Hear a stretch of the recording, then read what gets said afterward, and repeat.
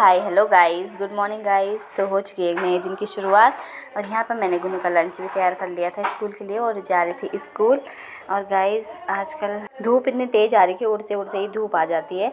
और आज इसकी बुआ भी जा रही थी मार्केट कुछ काम से, तो पता नहीं आज मेरे साथ क्या होता है, फिर देखते हैं। खाना तो मैंने खा लिया था, ये सो रखी थी, लेकिन बर्तन अभी रह रहे हैं और किचन तो मैंने साफ़ कर लिया था।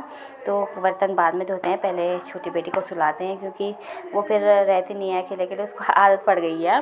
तो पहले इसको सुलाती हूँ। अभी खेल रही है थोड़ी देर, तो मैंने कहा चलो सो नहीं रही है, खेल रही है तो मैं काम कर लेती हूँ।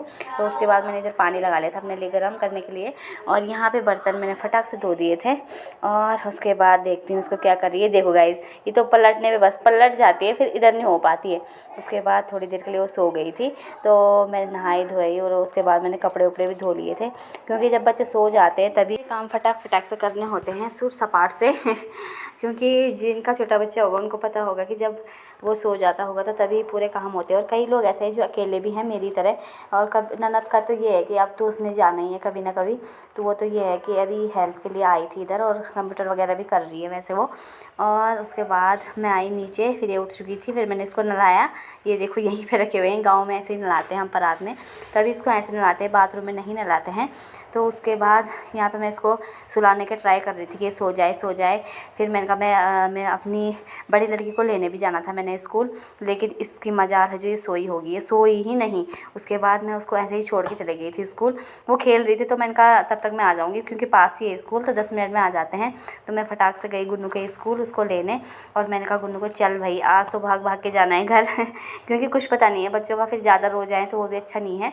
लेकिन वैसे तो खेल रही थी, फिर हम चलते चलते मैंने कहा पता नहीं क्या कर रही होगी, फटाक से घर आई और मैं बाहर से आवाज़ लगाई तो वो रोने लग गई। रो रही थी, वैसे खेल भी रही थी, लेकिन फिर हो ही जाता है, बच्चा समझ जाता है कि मेरे पास कोई नहीं है, आजकल के बच्चे हैं भैया। उसके बाद मैंने कहा अब खाना बनाती हूँ, टाइम भी हो गया था। तो उसके बाद मैंने ये, क्योंकि गोदी में ही रहती है, नीचे रहती ही नहीं, थोड़ी देर खेलेगी फिर उसके बाद रोने लग जाएगी, फिर अच्छा नहीं लगता बच्चा रोता रहे तो मैंने उसको पकड़ा, फिर पकड़ते पकड़ते खाना बना लिया, क्योंकि अब तो एक्सपीरियंस हो ही गया है अब तो दूसरा बच्चा है, तो पहले बच्चे के साथ थोड़ा ज़्यादा दिक्कत होती है। और उसके बाद यहाँ पे खाना वाना भी बना चुकी थी। उसके बाद ये थोड़ी देर सो गई थी, फाइनली सो गई थोड़ी देर के लिए। और उसके बाद इसकी बुआ भी आ चुकी थी मार्केट से, बहुत ज़्यादा धूप लगी हुई थी आज बाहर तो। उसके बाद हमने खाना पीना खाया और उसके बाद ये देखो ये तो उठ जाती है, बस सोती बहुत कम सोती है।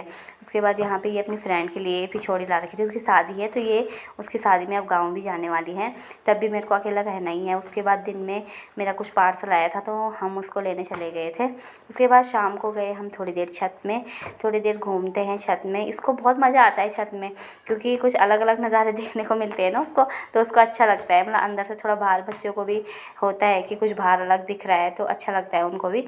थोड़ी देर छत में ऐसे ही हम टहलते रहते हैं।